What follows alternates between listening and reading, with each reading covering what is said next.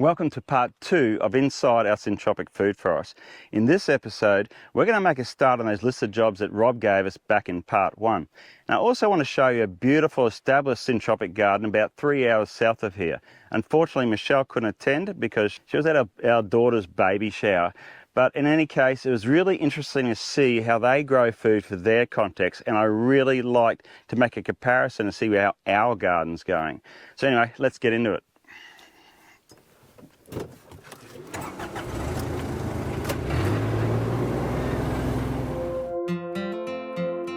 Life on the farm at Seven Hills Estate is far from ordinary.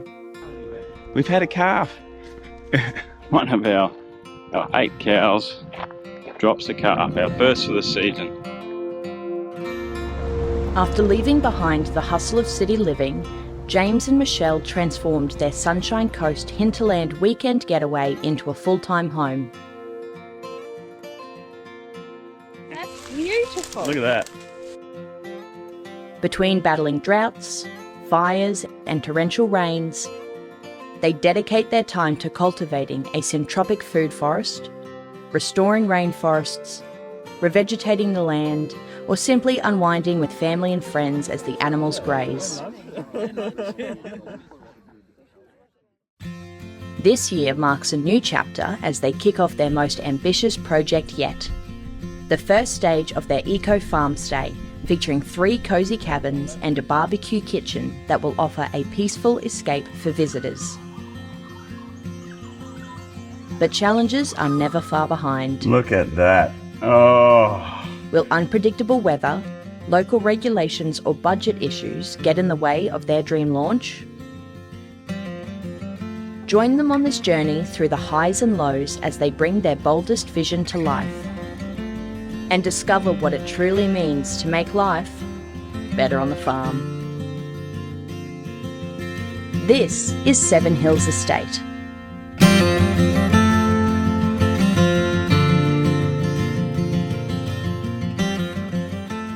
Hey Rob, this is our little garlic patch which we thought we'd give it a try. How long? It's only been in the ground a couple of weeks, is it? Yeah, only a couple of weeks. It's already popped up. I wouldn't mind doing a really large crop of garlic, as in a row or 2. Yeah. And so it'd be good to find a location for that somewhere. But I don't know how to do it. I know you've done a bit of it, so. Yeah, like I said, I'm not an expert, but especially with your garlic, when it's going in, you soak the bulbs, soak it in seaweed solution. Usually about 24 hours you're going to plant it, and then all these will come up uniform and the same size. Okay. Yep. So yeah, soak it for 8 hours the night before or whatever. No longer than 24 hours. Obviously plant the garlic pointy end up. Yep. And then it'll all come up uniform. With garlic, it's not a high nitrogen crop. You want the nitrogen, enough nitrogen for it to go through its growth stage. But if you were to put all manure through the bed and everything, you'd have these garlic this high, great green leaves, and you would get hardly a bulb on it. Yeah. So garlic's about, to grow really good garlic, it's about putting the soil in, probably cover cropping it to get the excess nitrogen out and setting your soil up for the next year. Right. Yep. So definitely with garlic breads, I like to cover crop them and have what they need cut and dropped into those beds for when they reach their cycle, and that's the best success I've got. So that's what, essentially the first week of May now is over, so it's not too late to plough? No.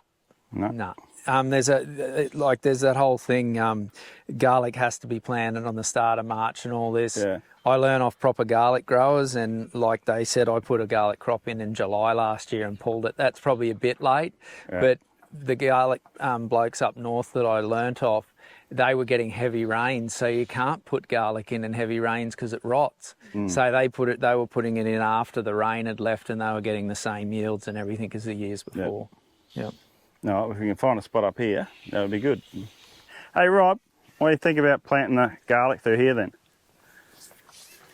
Yeah, well, if you can easily get a 50-metre row in there. Yeah, if you're going to do that, you'd move it out to here, just so you've got a decent amount of biomass to feed this. Okay, so in that sort of area, would that be 4 rows, 3 rows? Well, what I'd do here is a metre row, and probably have 6 or 7 garlics, spaced 15 centimetres apart, running all the way up.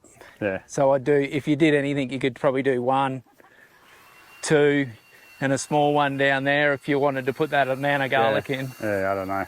But Have to find trying to source them yet. What's that? You source the garlic, the plant.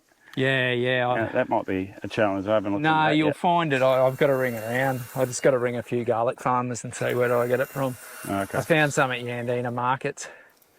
Well, wouldn't worry me. I told you about up here later on. We're going to put, a circular garden of flowers, but that could be a couple of years away. So I wouldn't mind planting as much of this out with garlic. It'd be great.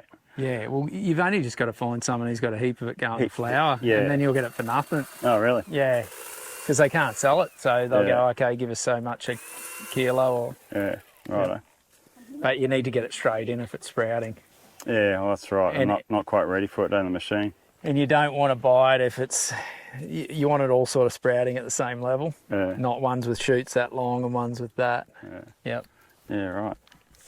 So the other thing you do is you put the 50, this is what I'd do if you couldn't get garlic. You put the 50 metre bed in, you buy what you can, you might only plant a quarter of it out, and you cover crop and you start getting that for next year. So you've got a harvest coming, so that satisfy that bit in you of missing a season. Yeah. But then you're really ready for it next season. Time. Yep, that's what I'd do. Like a plan. Is probably not worrying about planting a heap, just planting your seed for next year. So that's what you're doing, going, right, this is all my seed for my 3 beds. Gotcha. And then you don't pay for it. So then you save yourself $700-800 worth of garlic. Yeah, it makes good sense. Yeah. Would you like a chance to win 2 nights accommodation here at Seven Hills Estate? If so, jump on our website, subscribe to our newsletter, and there you'll find a form where you can give us your ideas for naming our 8 cabins. And if you live locally, we would love to have you at a grand opening event where we can announce you as a winner. So you think take out those lower ones? Yeah, some of these lower ones can go. So this is why I like the electric pruners. So once again, if I've only got a little bit, like I put it so the bushy end's not always up there, but right up in the trees, keeping that centre line. Yeah.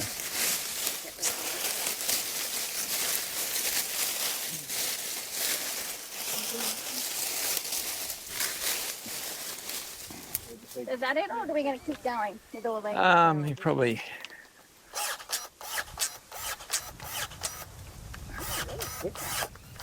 You can cut that one up, Michelle. That one there. Yeah, just cut the one up. He's just done. So what am I looking at? And that. Just because you like to. Like, shit, man.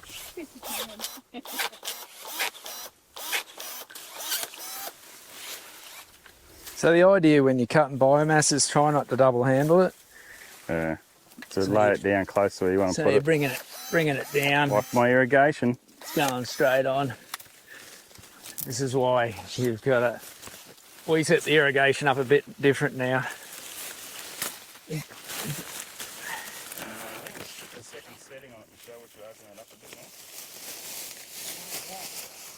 So see how I'm placing that in there? I'm getting it right in. It's not a matter of just throwing it on the edge. Yeah. Placement is key with Syntropics. Watch that thing along there.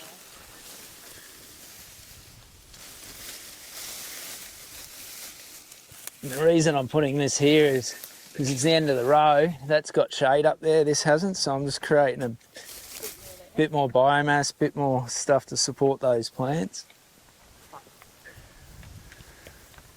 So that one there can go right because it's shade in the bottom of that citrus. Yeah, this one, yeah. Just the bigger one. Can go hard, can't it? Yeah, yours won't open as much, Michelle. It doesn't look like it's opening as high. Yeah, this is fine. What am I doing wrong?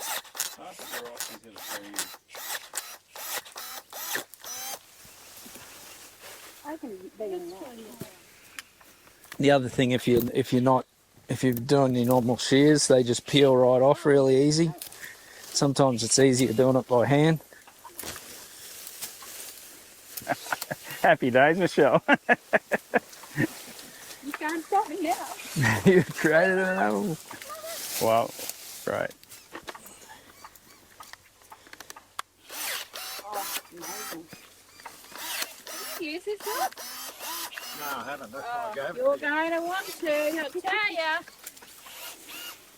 Another one of those game changers. Oh, absolutely. So what, leave this here, Rob. We'll take that back down there towards the funny bit. What's that? Anywhere it's light on biomass, it can go, but Which is pretty much everywhere. you can.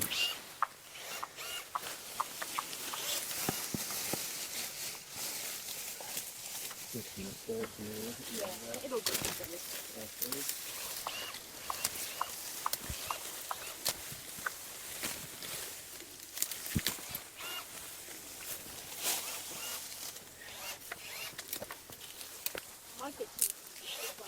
Yeah, absolutely.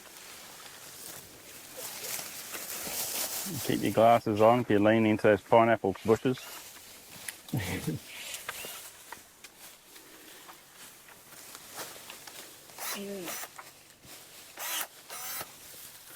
Are there any blueberries along here I'm covering? Yeah, they're a little nasty. I'll give you that one. Nice lot. You have a go at that, you'll love it.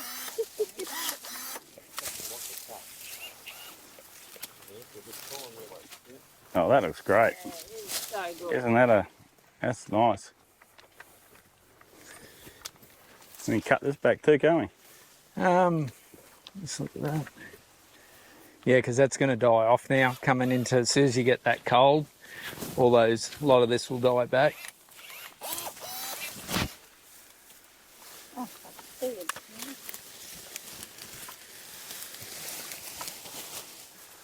I'm used to. With these too, cut them right back to the tree. Oh, right, okay. They will take your arms out in the future. Yeah. Yeah, yeah, that one as well.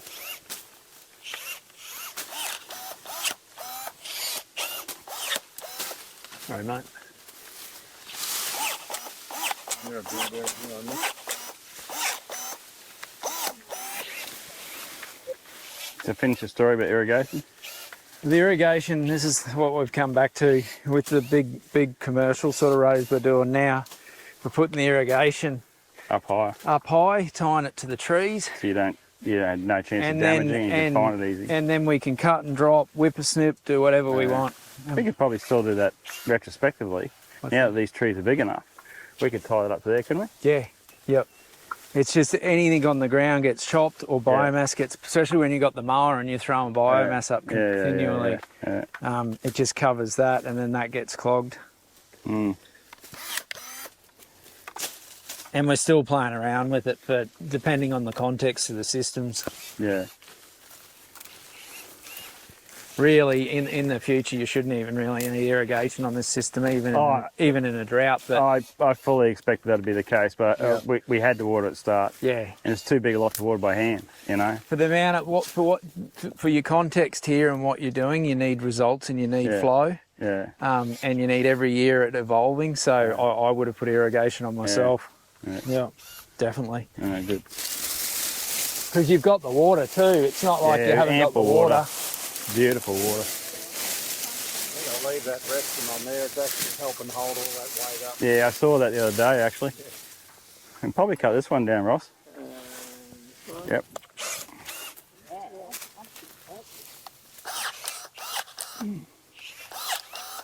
Yeah, they're a chainsaw job, those ones. This one stays or goes? Quite a big one. We'll just turn it up here. Yeah, it gives a look because we want to open the light up to here. Yeah. And what do you got up there? Fruit tree? Yeah, chop that big one. Yeah.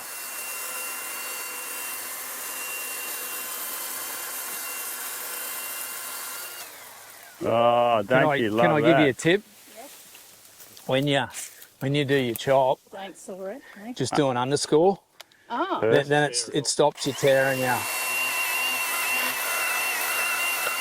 It stops you tearing all your bark bark. off. I got you. Like if Ross, you watch, there's no one to hold this. See how it didn't damage the tree? Okay, good. Yeah, Probably that one too, no while worries. you're at it. And hold it. Maybe Undersaw, I'm sure. I can't do it now. That's I enough. need to go closer. Yeah, if you better. can. Yeah. I might need to chop this banana. Something not like that. Probably. No, that's all right. It's just practice. You do 20 of them and you'll be perfect at it. Yeah. Yeah, that's opened it up. That's good. Yeah. What else can we take that one off? You reckon? Underscore closer to the trunk. Yeah, honey. because this tree's not getting any light, so now we've got to work to the context. Yeah. Even though we're taking a fair bit off it, you might have to heavily prune a couple. Okay. This will bounce back anyway because it's got all the foliage to photosynthesize on the top.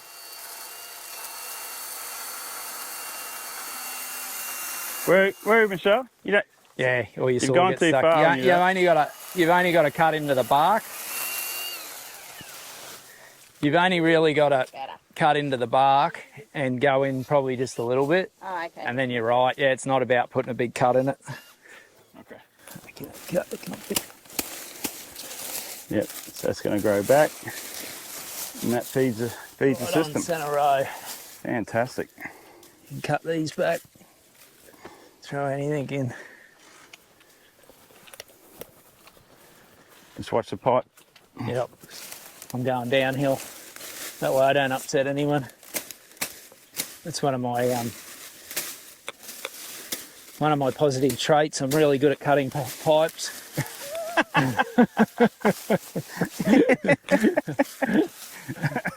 Oh, that looks fantastic. Oh, I can On- just see how the plants are going to love that. Yeah. This is why I love comfrey, because in 4 weeks' time, Yeah. This will be- It'll all be back in 4 weeks. You Yeah. can chop it again. and it loves winter too. They've, Will grow in um, summer in Syntropics, Buying but it in, eh? loves winter. Oh, awesome.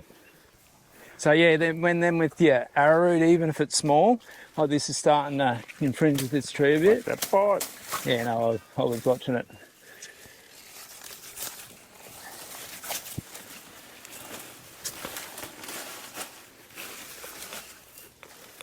And cut this down low.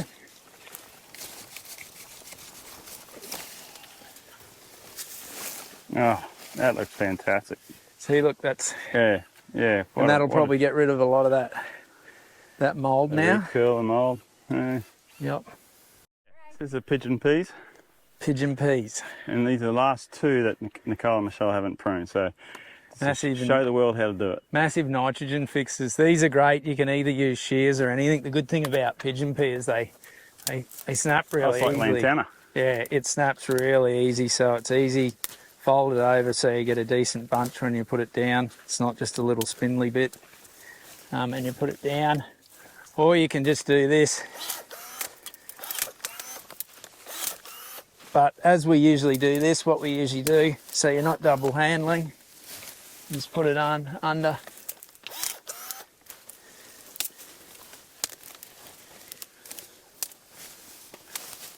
And right up centre row. And cut some from the other side too.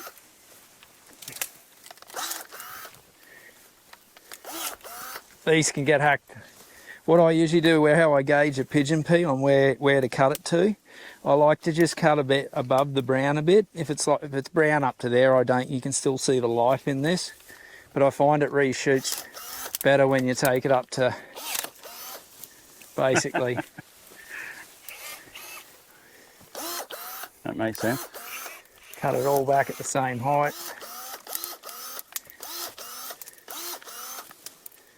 Yeah, look at this other one reshooting. Is that a pigeon pea? Yeah. Yeah, it is. Yeah. And he's going to go straight into seed, just about. So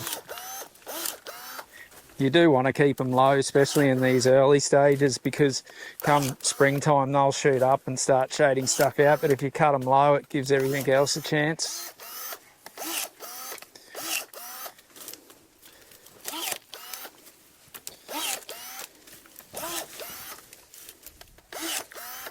They find a heavy pruner's affection, pigeon pea. That must be fantastic nutrient for the soil. Oh, this is. There should be one every 2 metres, all that. Well, there shouldn't be anything, but it'd be good if there was one every 2 metres, Yeah. because they provide a lot of biomass. Yeah, and they grow so fast.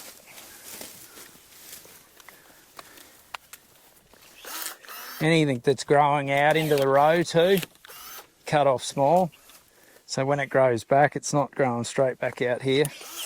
Yeah. That's what I love about pigeon pea and eucalypts. They break really easy.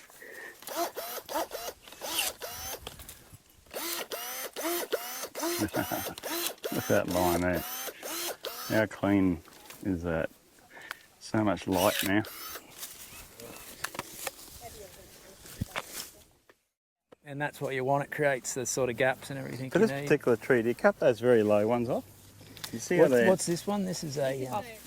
No, it's not grapefruit. It's the chocolate pudding or the caramel pudding. I got that wrong last time.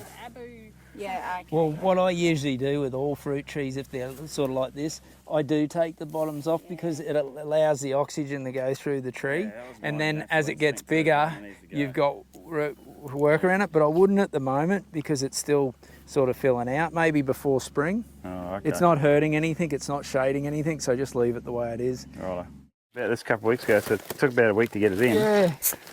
Let's have a look at the bag. I like to put some mineral rock on the fruit trees and some nitrogen if they need it and feed them a couple of times a year. It'll just get your fruit quicker, a healthier tree. I like to use this Naturamin K-Phos because it comes from a company that's reputable, no chemicals in it. But it's a compound of ground up mineral rock of different types of rock that's been put back into like a pebble size form, but it's got all your phosphorus and everything that your fruit trees need. So you can go to a quarry and get some mineral rocks and blue metal or something like that. That works okay, but I know this has got what it needs, what those fruit trees need. So we're going to put them, we'll do a few trees today. And how often do we need it to do this? Every couple of years or? No, I like to feed my trees a couple of times a year. Even with this one? What's that? Because we feed with organic. Once the tree gets established and the Syntropic system starts to work, you'll find you won't even really need to do it. I just really do it when the system's in a young growth stage. Yes. I'll feed the trees and give them what they want. So I get a better formed tree by that 4-year mark instead of it just relying on that Syntropic bed to equalise and build its mineral and fertility. Yeah. So you're saying we'll do this now and maybe again before the end of the year? With this exact same product, K-Phos. Well, I'd have a look at your system. See, I looked at your trees and they're nice and green and they look like they got heaps of nitrogen, so I didn't really figure go and pump a heap of chook pellets or something on them. But I noticed that some are really good and then some of the trees were lacking a bit of colour.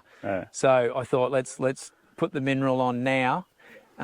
Usually you do it like just before they're about to go into their season, like I think 6 weeks before. Like I said, I'm not an expert, but that's basically how I've sort of been taught to do it. But we'll put it on now and see if we can get a change in those trees by springtime. Okay. And then we'll know what they'll need to be fed with leading into the next season. See, the good thing is you've got all that fertility coming down from those hills running through here.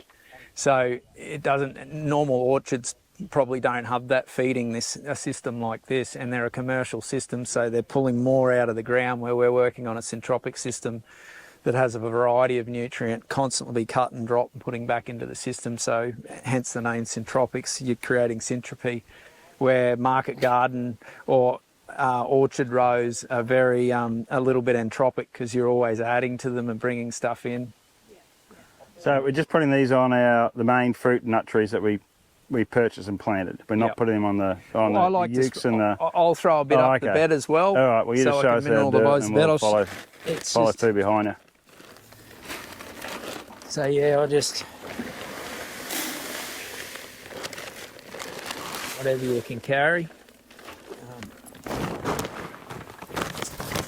Oh, it's just hand thrown out. I thought you might use a small bucket. Usually, Oh, okay.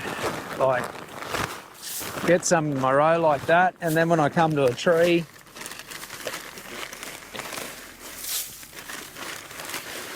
And this isn't going to burn the trees like other fertiliser? no, because it's not a fertiliser, it's just mineral rock. So, I just had to ask, yep. This doesn't feed the tree, it's the microbes that will digest this. Yeah, okay. They'll poo it out, and then it becomes bioavailable for the tree. Yeah, right. Yeah. So what I'm doing is putting food in for the microbes. Right. So when I'll give you a biodynamic, I'll send you some biodynamic stuff, some There's a name for it. Oh, it's all the inputs in one. Yeah. Put that on. Soil activator. Yeah, I'll give you some soil activator, and that will create more of a microbial environment for those mineral rocks to be broken down. I'll give these a good dose because you won't really have to, like I said, have to do this a lot in the future from what I've seen from the Syntropic orchards. Right. They tend to hold their own as long as you're feeding them.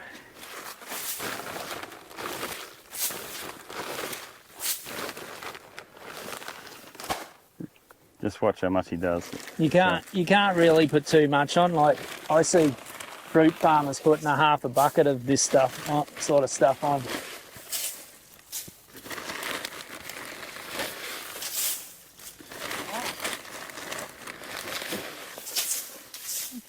About four handfuls. Yeah, you can go 6. It depends. Have a look at your tree. Like this trees, these are really healthy. But if it was one of those other trees, I'd probably load it up all around there. So when its future roots grow in, it's growing into mineral. Yes, you don't need the drip line as such. You're putting it right at the trunk. Yeah, so it's going to go down into the root system. Like I said, out here's fine too because all the roots are going to end up here. So you can feather it. I'm just throwing it on quick because when you're doing hundreds of trees, you just... Yeah, getting it on there. Yeah, Okay. time's money, efficiency's money. Show us what to do. So looking at this bunch, because that's the one you first took out. Yeah. So we'll take that out today and we'll bowl it so it fills up the water. It doesn't grow back. It's not going to grow back anyway, really, because it's had bananas on it. But we still bowl them out. So we'll bowl that out. They can reshoot, but...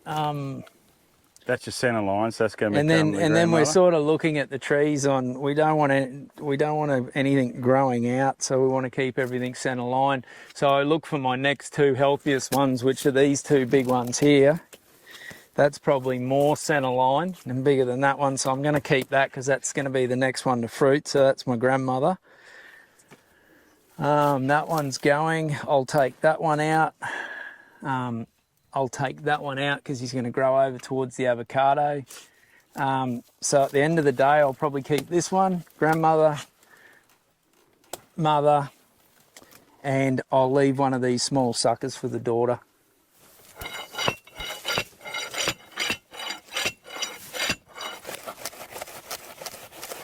Yeah. That should be right, I think.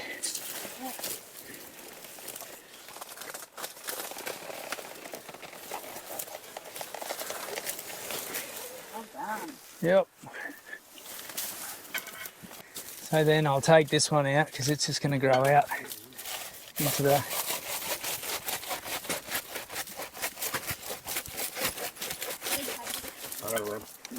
Yep. This is where this tool comes in handy, not so it's much really for the chopping suckers, them. isn't it? You can...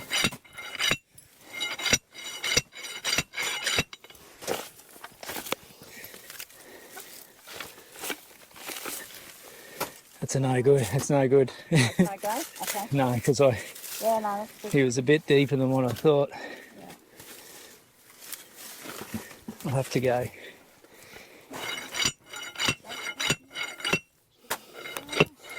Might actually. Because they've got them everything reasons they don't really like them. So, is this the Cavendish? Yes. Yeah, well, because it's one. Yeah.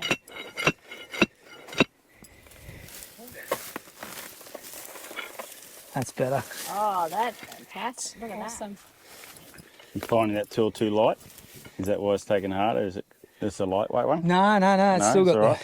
still got the strength. Yeah. It's just that you've had high mulch on this, so the roots are further down than what they seemed.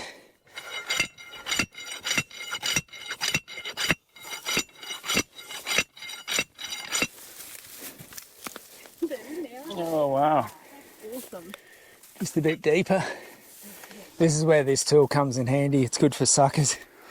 Yeah. The other juzzing tool's easy, you can actually chop them. You don't need to saw them. Will that grow? No. Yeah, that'll grow. Really? Anything with a root will grow. Right. No. But your little ones, like a big one like that, Yeah. I can chuck some Hessian bags over that and leave that sitting for 2 weeks and go and plant it and it'll grow. something like that, you got to get in like a day or two. Yeah. Probably better the same day Yeah, if it's got and a we'll root plant like it that. today. But that'll grow. Yeah. See, this is the way we used to do it. You want fast matter to break down. No worry, I'm watching your pipe. And then you put these centre row like that. Yeah. And if you'll get to a stage where you won't want to do that, you just put them whole, boom, boom. Right. But I find when they're young and you haven't got many, Yeah. cut them in half and stretch them out, try to get a whole row of them, because these will feed your bed for 3 to 6 months depending on your microbes. So they just keep putting moisture in, moisture plus everything will live under them. You'll flip them over, there'll be worms, there'll be everything. So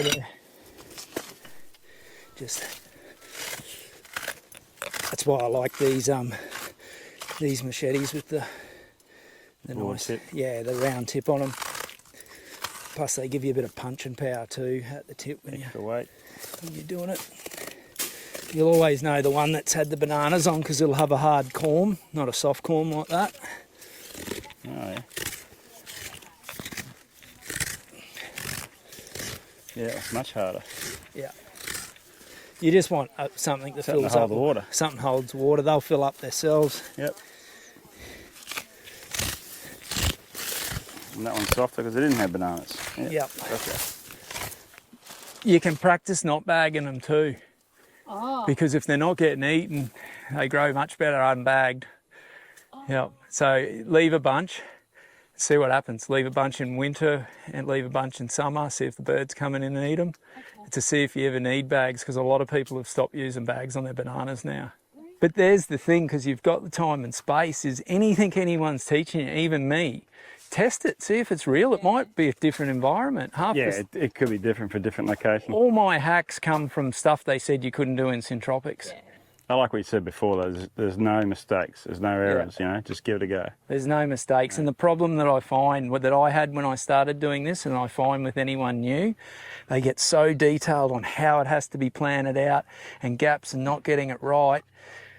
Just follow a basic structure, uke, banana, low strata, high strata, and get it in, and it will teach you in the first year on what it needs to do. By not watching it and hesitating, you lose so much information, because there's those 30 little mistakes you didn't make. Yeah, learning opportunities. Yeah.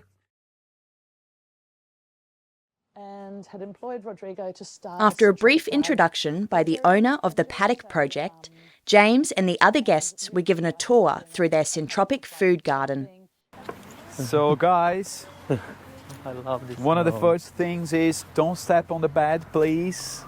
We have the walkways here, you can see.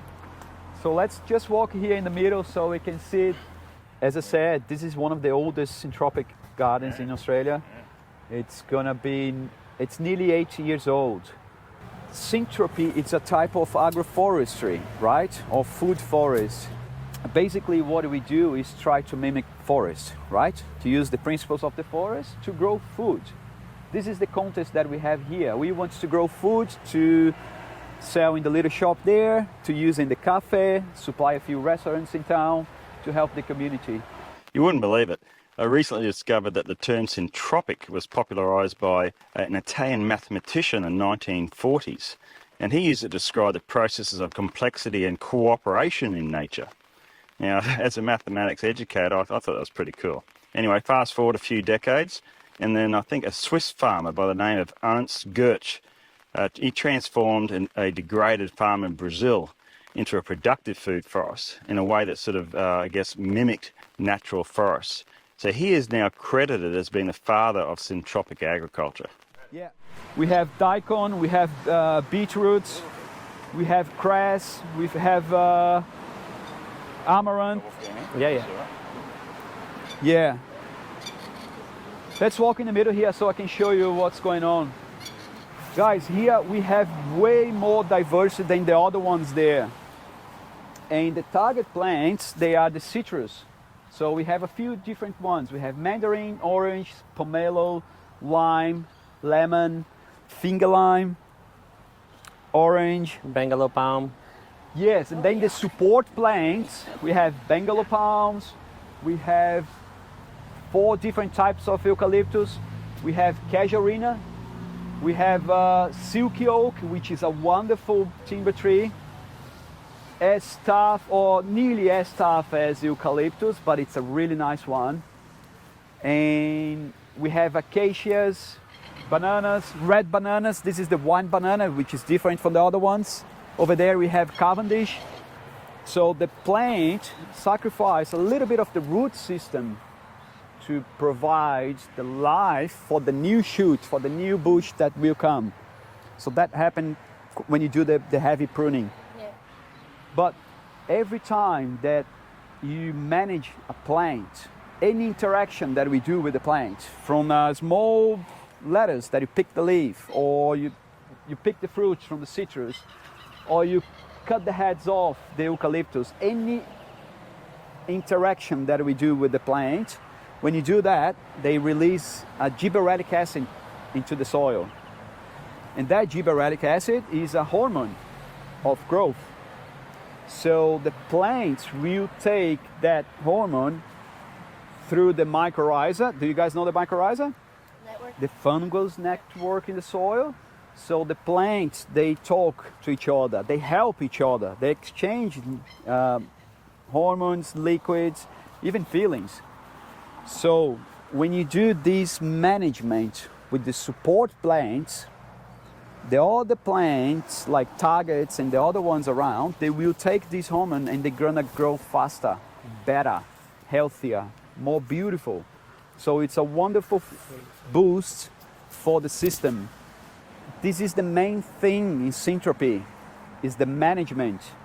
When you do this constant chop and drop management, you stimulate the plants in many ways, not just with the gibberellic acid, but also you provide more sunlight for the ones that were in shade before, or the seeds bank that they were waiting for germinate. And so that's the main difference between agroforestry and Syntropy. So just feel the difference from outside to inside. It's warmer, isn't it? Oh, this is great. Yeah. So because it's a commercial garden, and probably you guys know that organic seedlings are very expensive in Australia, we grow our own seedlings, and mainly because we have a lot of people that they do this wonderfully. So everything here is organic: potting mix, fertilizer, minerals, seeds. Yeah. So feel the difference of the greenhouse. So here we have the long life cycle plants: basil, cranberry hibiscus, French tarragon, bromeliads that we sell in the nursery. We have strawberry, pepino, papaya, coleus, things that we use in a syntropic system. Lemongrass, ginger, a few other things. Tamarillo. And also there are plants that we don't need to have them in the greenhouse with the irrigation, so we keep them outside in front of the... and very soon we're going to expand and have more plants on that side as well. So that when they're ready, we need to take them out of the... Otherwise it's too much moisture, too much water for the seedlings. And it's pretty much what we had from summer. So we still have to reset the beds and plant the winter crop. We start to do from here. We have very similar consortiums that we did over there. Root vegetables from seeds: radish, beetroot, coriander, cress, amaranth. We have garlic. Garlic is a good seller, so we have 5 rows of garlic. And we have potatoes here. Very soon we're gonna start to see the potatoes. And then we have consortiums like this, guys. Different plants from different family to create the biodiversity, right? So they help each other. They take different nutrients from the soil, different life cycle. So that's the idea when you design a forest like that. We use the same principles, but obviously with plants with shorter life cycle.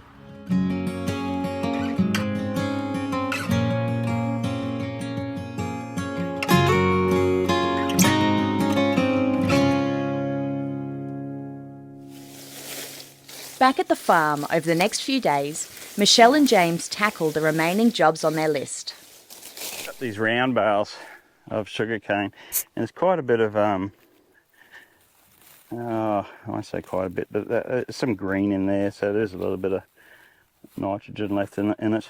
But this is going to be the compost to bring the piles up as high as we can, as per Rob's instructions. That's the only thing I've noticed here is there hasn't been a lot of enough biomass put on this to keep it going. We already made a start over here. Look at Michelle going hard at it.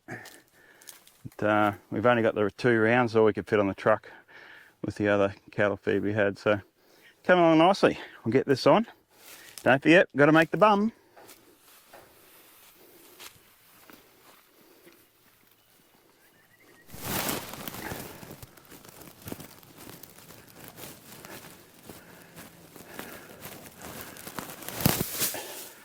How many times?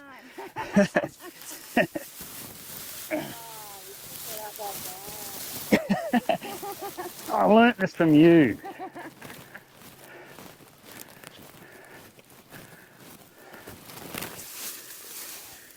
So I'm very happy with the ends of these rows A, B and C. We got a lot more on there and it looks great. I decided to plant the Mombasa grass that I got from the paddock farm last weekend. I'm going to plant a bunch at the end of each row. We're originally thinking inside the row, but they take up so much space and they create a huge amount of shade. So you want them to grow like huge because you want the biomass, but I don't want the shade that comes with it. So we're going to plant them at the end of each row and just carry the biomass in.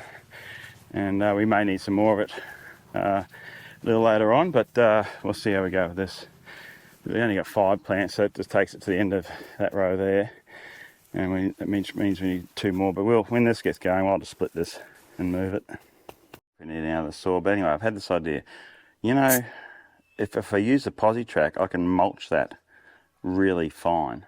So why don't we cut the sugarcane down, throw it in the back of the truck, drive it around to where the compost heap is, put it in a pile, and I'll switch over and put the mulch on the front of the posi track and just dump it on top of it and cut it up in small little pieces. Yeah. Because that'll help it break it down. And once we've done that, we can pick it up with a bucket and throw it in the mulcher.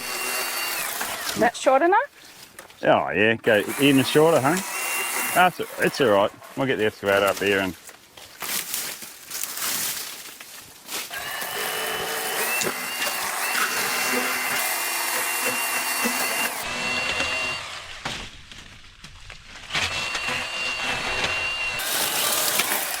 Oh, the last one?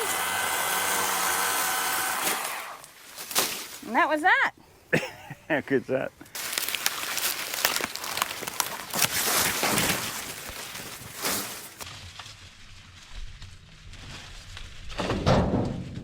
That's great, huh? Go tip this off and we'll throw the posi track over the top of it later.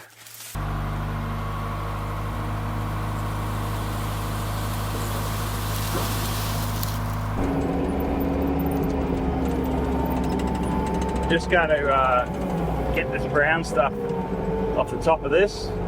And this reminds me of what I used to do as a kid, like a young teenager. I'd go collect all the cow manure out of the paddock, put it on the worst patch of lawn we had, and then I'd run over with a lawnmower that had a catcher, and then the catcher would fill up with beautifully chopped fine fertiliser basically, which is cow manure. And the worst patch of grass would get the residual left over. So yeah, it worked really well. That's sort of what gave me this idea.